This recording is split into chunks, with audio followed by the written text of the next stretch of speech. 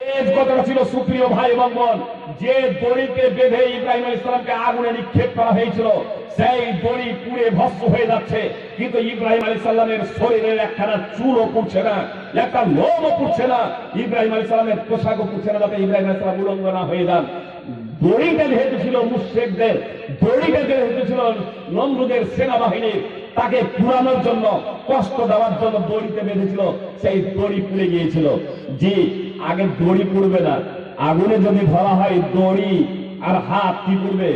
সর্বপ্রথমে লোমগুলো পুড়ে যাবে, হাত ঝলসে যাবে, কাপড় পুড়ে যাবে, তারপরে দড়িটা পুড়বে, তারপরে দড়িটা পুড়বে। মোটা দড়ি পুড়ে যাচ্ছে, ইব্রাহিম আলাইহিস সালামের লোম পুড়ছে না, শরীরে স্পর্শ হচ্ছে না, কাপড় পুড়ছে না। আল্লাহ তাআলা দ্বীনকে বাস্তবায়িত করলে আল্লাহ তাআলা যে সাহায্য সহায়তা করেন, এটা হলো তার জ্বলন্ত প্রমাণ। একাধিক দৃষ্টান্ত আছে এ ধরনের। সূরা বুরুজ 85 নম্বর সূরা, তাফসীর সহ দ্রষ্টব্য, সোহেব রুমি রাদিয়াল্লাহু তাআলা আনহু সূত্রে বর্ণিত, রাসূলুল্লাহ সাল্লাল্লাহু আলাইহি ওয়াসাল্লাম বলেছেন, ঘটনা খুব দীর্ঘায়িত আছে, সহিহ মুসলিম হাদিস নম্বর 3005। আমি শুধু একটু পয়েন্ট বলবো, আল্লাহকে ডাকলে, আল্লাহর দ্বীনকে বাস্তবায়িত করলে আল্লাহ কিভাবে সহযোগিতা করেন সেই প্রসঙ্গে এই কথাটা বলছি।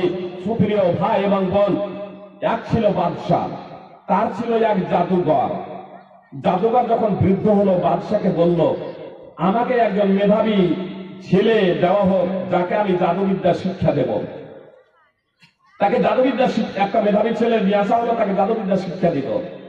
সেই ছেলেটা যে পথ দিয়ে যাতায়াত করত, সেই পথে এক ধর্মীয় পণ্ডিতের আস্তানা ছিল, ধর্মীয় পণ্ডিতের আস্তানা ছিল।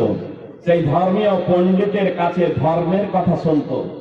সুপ্রিয় ভাই এবং বোন, ধর্মীয় প্রতিষ্ঠানের প্রয়োজন আছে কিনা খুব মনোযোগ দিয়ে কথাটা শুনবেন। ধর্মীয় পণ্ডিতের কাছে ধর্মের কথা শুনত।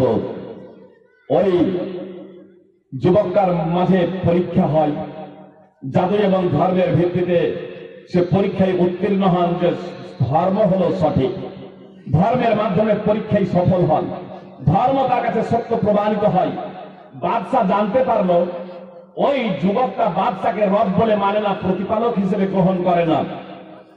ওই যুবককে বাদশাহ ডাকলো এবং বলল, তুমি আমাকে রব বলে মেনে নাও, বাদশাহ বলে আমাকে প্রতিপালক হিসেবে মেনে নাও। ওই যুবক বলল, না, আমি আপনাকে প্রতিপালক রব হিসেবে মানতে পারবো না, আমি তাকেই রব বলে বিশ্বাস করি যিনি আমাকে এবং আপনাকে সারা পৃথিবী এবং আকাশকে সৃষ্টি করেছেন, যিনি সকলের প্রতিপালক রব, আমি তাকেই রব বলে বিশ্বাস করি, আপনাকে আমি রব বলে মানি না। তার সামনে একজন ধার্মিককে নিয়ে আসা হলো এবং বলা হলো, তোমার ধর্ম থেকে তুমি ফিরে এসো, আমাকে রব বলে মেনে নাও। সে বলল, না, আপনাকে রব বলে মানবো না। তখন তার সামনে তাকে দু টুকরো করে দেওয়া হলো, দুই টুকরো করে দেওয়া হলো। এবার ওই যুবককে আবারও বলছে, তুমি তোমার ধর্ম থেকে ফিরে এসো, আমাকে রব বলে মেনে নাও, নইলে তোমারও পরিণতি ওই রকম হবে, তোমাকে মেরে ফেলা হবে। ওই যুবক দেখলো তার চোখের সামনে একজন ধার্মিক ব্যক্তিকে হত্যা করে দিল। ওই যুবক এই দৃশ্য দেখার পরে ও ঘোষণা দিল, মরণ এবং জীবনের মালিক হলেন একমাত্র আল্লাহ তাআলা, আমি আপনাকে রব বলে বিশ্বাস করি না। তার হৃদয়ে আল্লাহ সম্পর্কে, আল্লাহর ব্যাপারে কতটা ভাগার বিশ্বাস ছিল যে উপকারী এবং অপকারী একমাত্র আল্লাহ তাআলা, মরণ জীবনের মালিক হলেন একমাত্র আল্লাহ তাআলা। তখন সেই যুবককে কিছু লোকজন দিয়ে বাদশাহ এক পর্বতে পাঠালো। ওই পর্বতের চূড়ায় পৌঁছে, পাহাড়ের চূড়ায় পৌঁছে চ্যাংদোলা করে তাকে ধরবে আর বলবে, তুমি তোমার ধর্ম থেকে ফিরে এসো, বাদশাকে রব বলে মেনে নাও, নইলে এই তোমাকে চ্যাংদোলা করে আছে ছেড়ে দেবো, একেবারে নিচে পড়বে, মারা যাবে। ওই যুবক আল্লাহর কাছে প্রার্থনা করলো, আল্লাহুম্মা ফিনিহিম বিমা শি'ত, আল্লাহ তুমি যেভাবে ইচ্ছে এদের হাত থেকে আমাকে রক্ষা করো। পাহাড়ে ভূকম্পন সৃষ্টি হলো, সবাই গড়িয়ে পড়ে মারা গেল। ওই যুবক অক্ষত অবস্থায় বাদশার দরবারে উপস্থিত। বাদশাহ জিজ্ঞেস করলো, সমস্ত কথা খুলে বলল। পরিশেষে আবার কিছু লোকজন দিয়ে সমুদ্রে পাঠালো নৌকায় করে, যে নৌকায় মাঝ নদী বরাবর পৌঁছাবে এবং তাকে বলবে, আবার তুমি তোমার ধর্ম থেকে ফিরে এসো, যদি ফিরে আসে তবে ফিরিয়ে নিয়ে আসবে, যদি আমাকে রব বলে মেনে নেয় তাহলে ফিরিয়ে নিয়ে আসবে। আর যদি আমাকে বাদশা বলছে, আমাকে রব বলে মেনে না নেয়, তবে তাকে ওই নদীতে ডুবিয়ে মেরে ফেলবে, তাকে নদীতে ডুবিয়ে মেরে ফেলবে। মাঝ নদী বরাবর যখন পৌঁছালো, তখন ওই যুবক আবার আল্লাহর কাছে প্রার্থনা করলো, আল্লাহুম্মা কফিনিহিম বিমা শি'ত, হে আল্লাহ তুমি আমাকে এদের হাত থেকে যেভাবে ইচ্ছে রক্ষা করো। আল্লাহ আবার ওই নৌকাকে উলটপালট করে দিলেন, ওই নৌকার সমস্ত যাত্রী মারা গেল, ওই যুবক আবার অক্ষত অবস্থায় বাদশার দরবারে উপস্থিত। সহিহ মুসলিম হাদিস নম্বর 305। আহসানুল বায়ান, বাংলায় আপনার আহসানুল বায়ান আছে, তাফসীর ইবনে কাসির উঠিয়ে দেখবেন, সূরা বুরুজ 85 নম্বর সূরার তাফসীর। আল্লাহকে ডাক দিলে সেই ডাকে আল্লাহ সাড়া দেন, তাই না? কিন্তু কথা হচ্ছে এখন আমরা ডাকছি, আমাদের ডাকে সাড়া দিচ্ছেন না কেন? যে আমাদের ডাকে সাড়া দিচ্ছেন না কেন? কথাটা খুব মনোযোগ দিয়ে শুনুন, আমাদের ডাকে সাড়া দিচ্ছেন না কেন? এ প্রসঙ্গে আগে একটা ঘটনা বলি, তাহলে সুবিধা হবে। কেন সাড়া দিচ্ছেন না? আমার মা বোনেরা কথা নয়, কথাটা মনোযোগ দিয়ে শুনবেন। উহুদের যুদ্ধে রাসূলুল্লাহ সাল্লাল্লাহু আলাইহি সাল্লাম 50 জন সাহাবীকে একটি পাহাড়ের চূড়ায় রেখে দিয়েছিলেন, এই বার্তা দিয়ে, যদি দেখো আমাদের কেটে টুকরো টুকরো করা হচ্ছে, তাহলে তোমরা আমাদের সাহায্য সহায়তার জন্য আসবে না।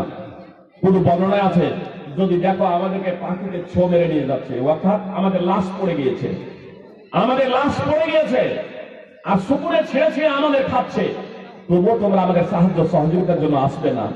আর যদি দেখো আমরা দুশমনদের পর্যবস্ত করেছি, শত্রুদের পদদলিত করেছি, তাদের ছেড়ে দেওয়া সম্পদ আমরা সংগ্রহ করছি, তাহলে ও দ্বিতীয় বার্তা না যাওয়া পর্যন্ত তোমরা স্থান ত্যাগ করবে না। এক কথাই, জয় পরাজয় উভয় অবস্থাতেই তোমরা পাহাড়ের চূড়াতেই থাকবে ততক্ষণ পর্যন্ত যতক্ষণ না দ্বিতীয় নির্দেশ যাবে। পাহাড়ের চূড়া থেকে নামবে না। উহুদ যুদ্ধের প্রারম্ভেই, উহুদ যুদ্ধের শুরুতেই মুসলিমদের জয় জয়কার, ইসলামী পতাকা উঠছে, মুশরিকদের পতাকা ধুলোয় গড়াগড়ি যাচ্ছে, মুশরিকরা যুদ্ধের ময়দান ছেড়ে পালাচ্ছে, তাদের ছেড়ে যাওয়া সম্পদ সাহাবায়ে কেরাম সংগ্রহ করছেন, গনিমতের মাল সাহাবায়ে কেরাম সংগ্রহ করছেন। আর পাহাড়ের চূড়ায় যারা ছিলেন তারাই এবার আপোষে বলাবলি করছে। আর কিসের অপেক্ষা? আমরা যাই, কিসের অপেক্ষা? আমাদের সঙ্গী সাথীরা গনিমতের মাল সংগ্রহ করছে, আমরাও সংগ্রহ করি। ওই টিমের যাকে আমির বানিয়েছিলেন রাসূলুল্লাহ সাল্লাল্লাহু আলাইহি ওয়াসাল্লাম, আব্দুল্লাহ বিন জুবাইর রাদিয়াল্লাহু তাআলা আনহু, তিনি স্মরণ করিয়ে দিলেন রাসূলুল্লাহ সাল্লাল্লাহু আলাইহি ওয়াসাল্লামের অমীয় মুখ নিঃসৃত বাণী, আনাসিতুম মা ক্বালা লাকুম রাসূলুল্লাহ সাল্লাল্লাহু আলাইহি ওয়াসাল্লাম, তোমরা কি ভুলে গিয়েছো রাসূলুল্লাহ সাল্লাল্লাহু আলাইহি ওয়াসাল্লাম তোমাদের কি বলেছিলেন? এ কথা স্মরণ করিয়ে দেওয়া সত্ত্বেও পাহাড়ের চূড়া থেকে সিংহভাগ সাহাবী নেমে গেলেন। পরিণতি কি হয়েছিল জানেন? জয়ী যুদ্ধ পরাজয়ের রূপ ধারণ করেছিল। 70 জন সাহাবী শহীদ হয়ে গিয়েছিলেন। স্বয়ং রাসূলুল্লাহ সাল্লাল্লাহু আলাইহি ওয়াসাল্লামের দাঁত ভেঙে গিয়েছিল। রাসূলুল্লাহ সাল্লাল্লাহু আলাইহি ওয়াসাল্লাম আহত হয়েছিলেন। সহিহ বুখারী হাদিস নম্বর 3039 এবং 4043, মুসনাদ আহমদ হাদিস নম্বর 2609।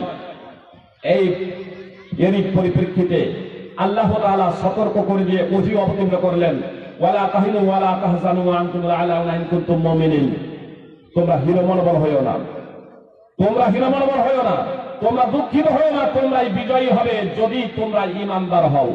সূরা আলে ইমরান 3 নম্বর সূরার 139 নম্বর আয়াত অবতীর্ণ করলেন। সুপ্রিয় ভাই এবং বোন, আমি আপনাদের মাত্র আয়াতের একটু গভীরে মনোনিবেশ করাচ্ছি। আল্লাহ তাআলা সাহাবাদের সম্বোধন করে বলছেন, তোমরা হীনমনোবল হইও না, তোমরা দুঃখিত হইও না, তোমরাই জয়ী হবে যদি তোমরা ঈমানদার হও। সাহাবায়ে কেরাম ঈমানদার ছিলেন না? ছিলেন না? আবার আল্লাহ বলছেন তোমরাই জয়ী হবে যদি তোমরা ঈমানদার হও। কেন? সাহাবায়ে কেরাম বুঝে গিয়েছিলেন আল্লাহ কি বলতে চেয়েছেন। আপনাদের শুধু এতটুকু সংক্ষিপ্ত ভাবে বলি যে সাহাবায়ে কেরাম ঈমানদার ছিলেন, এতে সন্দেহের কোনো অবকাশ নেই। সাহাবায়ে কেরাম রাদিয়াল্লাহু তাআলা আনহুদের ঈমানই পরবর্তীদের জন্য মানদণ্ড। সূরা বাকারা 2 নম্বর সূরার 137 নম্বর আয়াত। শুধু তাই নয়, আনসার এবং মুহাজিরদের মধ্যে যারা ঈমান আনয়নে অগ্রগণ্য, তাদের প্রসঙ্গে আল্লাহ তাআলা বলেছেন যে তাদের প্রতি আল্লাহ সন্তুষ্ট, আর আল্লাহ তাদের প্রতি সন্তুষ্ট। আল্লাহ তাদেরকে তো জান্নাতে দিবেন, যারা একনিষ্ঠতার সাথে তাদের অনুসরণ করবে তাদেরকেও আল্লাহ জান্নাতে দিবেন। কিয়ামতের আগে পর্যন্ত যারা একনিষ্ঠতার সাথে সেই সাহাবাদের অনুসরণ করবেন তাদেরকেও আল্লাহ জান্নাতে দিবেন।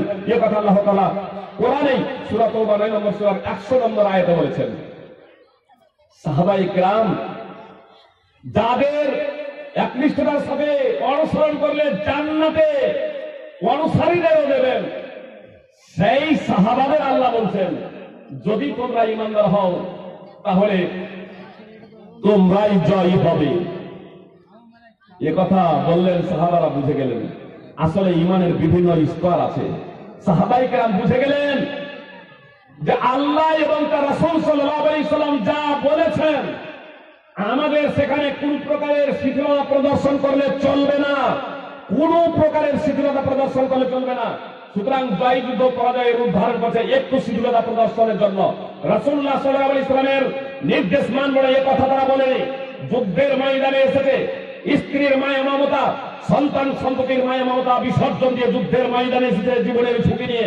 তারা দেখলেন জয় তো আমাদের হয়ে গিয়েছে, ইসলামী পতাকা উঠছে, মুশরিকরা যুদ্ধের ময়দান ছেড়ে পালাচ্ছে, তাদের ছেড়ে দেওয়া সম্পদ আমার সঙ্গী সাথীরা সংগ্রহ করছে, আমরাও যাই সংগ্রহ করি। রাসূলুল্লাহ সাল্লাল্লাহু আলাইহি ওয়াসাল্লামের নির্দেশকে, একটা নির্দেশকে হালকা ভাবে নেওয়ার পরিণতি হলো জয় যুদ্ধ পরাজয়ের রূপ ধারণ করলো। সুপ্রিয় ভাই এবং বোন, আজকে যে আমাদের উপরে জুলম নির্যাতন চলছে, আজকে মুসলিমদের উপরে জুলম নির্যাতন চলছে, এর অন্যতম কারণ হলো আজকে আমাদের দোয়া আল্লাহ কবুল করছেন না। এর অন্যতম কারণ হলো যে আমরা আল্লাহ এবং তার রাসূল সাল্লাল্লাহু আলাইহি ওয়াসাল্লামের হাজারো নির্দেশ লঙ্ঘন করে চলেছি। করেছে না করেনি? 5 ওয়াক্তের নামাজ, রোজা, হজ, যাকাত। আমি বলছিলাম নামাজ হলো মোনাজাত, নামাজ হলো মোনাজাত। তো বলুন আল্লাহু আকবার থেকে নিয়ে আল্লাহুম্মা বাঈদ বাইনি, আল্লাহু আকবার বললাম, তারপর আল্লাহুম্মা বাঈদ বাইনি ওয়া বাইনা, আল্লাহর সাথে যে আমি কথা বলছি দুআয়ে মাসুরা পর্যন্ত 10 বছর বয়সে যেভাবে শিখেছিলাম আজকেও আমাদের অবস্থান সেই জায়গাতে আছে। কি বলছেন? আমরা নামাজে দুআয়ে ইস্তিফতা, যাকে আমরা সানা বলছি, থেকে নিয়ে সূরা ফাতিহা এবং যে সমস্ত সূরাগুলো আমরা নামাজে পড়ি, রুকু এবং সাজদা এবং দুআয়ে মাসুরা, এগুলোর ভাবার্থ জানি। 10 বছর বয়সেও শিখিনি, আর 30, 40, 50, 60 বছর বয়সে গেছে তবুও আমরা জানতে পারিনি। কখন আমরা শিখব? সুপ্রিয় ভাই এবং বোন, আমাদের শিখতে হবে, আমাদের শিখতে হবে। ধর্মীয় প্রতিষ্ঠান শুধু এই বাচ্চারা আসবে তাই নয়। আমি তো বলবো বাচ্চারা, আমাদের ছেলে মেয়েদের আমরা অবশ্যই পাঠাবো। আমাদেরকেও মসজিদের ইমাম আছেন, আলেম আছেন, আরে টিউশন আমাদের করতে হবে। প্রয়োজন আলেম ওলামাকে বাড়িতে ডেকে সেখান থেকে আপনারা শিক্ষা গ্রহণ করুন। আপনার বয়স 60-70 বছর হয়ে যাচ্ছে, আপনি নিজে নামাজে কি বলছেন আল্লাহকে আপনি জানবেন না, আপনি বুঝবেন না। নামাজে একাগ্রতা না আসার অন্যতম কারণ হলো যে আমরা নামাজে কি বলছি আল্লাহকে নিজেই বুঝি না। তাহলে নামাজ পড়ে স্বাদ পাবো কি করে? সুপ্রিয় ভাই এবং বোন, নামাজের একটা পাওয়ার আছে, নামাজের একটা ক্ষমতা আছে, নামাজের একটা শক্তি আছে। আবু হুরায়রা রাদিয়াল্লাহু তাআলা আনহু বলছেন, এক ব্যক্তি রাসূলুল্লাহ সাল্লাল্লাহু আলাইহি ওয়াসাল্লামের কাছে অভিযোগ করলো, ইন্না ফুলানা ইউসাল্লি বিল-লাইল, আল্লাহ রাসূল এক ব্যক্তি রাতে নামাজ পড়ে, ফাইদা আসবাহা সারিকা, আর একটু ফরসা হলে চুরি করতে বের হয়ে যায়। তখন রাসূলুল্লাহ সাল্লাল্লাহু আলাইহি ওয়াসাল্লাম বলেছিলেন, ইন্নাহু সায়ানহাহু মা তাকুল, নিশ্চয়ই তুমি যা বলছো তা তাকে অবশ্যই বাধা প্রদান করবে। মুসনাদ আহমদ হাদিস নম্বর 9778, মানে তুমি যে বলছো সে নামাজ পড়ে, তো তার নামাজ তাকে বলবে চুরি করা যাবে না। আসলে মুসলমান চুরি করছিল এমনটি না, এক চোর মুসলমান হয়ে গেছে, পেশা ছিল চুরি করা। কেউ কেউ শুরুতেই পরিবর্তন হয়ে যায়, আর কেউ কেউ শুরুতে পরিবর্তন হতে পারেনি। এই চোরের, এই ব্যক্তির অবস্থা তাই হয়েছিল। নামাজ পড়ছে, মুসলমান হয়েছে, নামাজ পড়ছে, চুরি করছে। রাসূলুল্লাহ সাল্লাল্লাহু আলাইহি ওয়াসাল্লাম বললেন, নামাজ যেহেতু পড়ছে ওর নামাজ তাকে বলবে তোর দ্বারা চুরি করা যাবে না। বাস্তবে ঘটেছিল তাই যে তারা চুরি করা ছেড়ে দিয়েছিলেন, মদ পান করা ছেড়ে দিয়েছিলেন, জিনা ব্যভিচার ছেড়ে দিয়েছিলেন, যে তারা প্রকৃত মানুষ হয়ে গড়ে উঠেছিলেন। আর আজকে আমরা নিজেদেরকে মুসলমান বলি, সুদ খাই, ঘুষ খাই, পণ্যি, সমস্ত প্রকার অপরাধের সাথে আমরা জড়িত, এর অন্যতম কারণ হলো আমরা কিভাবে যে নামাজটা পড়ি সেই নামাজে আল্লাহকে কি বলি নিজেরাই বুঝি না। এই জন্য আপনাদের কাছে আমার বিনীত অনুরোধ, সুপ্রিয় ভাই এবং বোন, আপনারা এর ভাবার্থগুলো অন্তত পক্ষে নামাজে যে সমস্ত দোয়া সূরাগুলো পড়ছেন এগুলোর ভাবার্থ অবশ্যই আপনারা জানার প্রচেষ্টা করবেন। আমরা জানবো তো ইনশাআল্লাহ। আগামী দিনে যাতে ওই 10 বছরের ছেলের মতো আমাদের অবস্থা না হয়। জানি না আজকে এবার শিখে দেবো আজ থেকে। কি বলছেন? নামাজ দৈনন্দিন জীবনে পড়বো আর আমরা বুঝবো না। ভাই সকল, রাত্রি অনেক গভীর হয়ে গেছে। আমি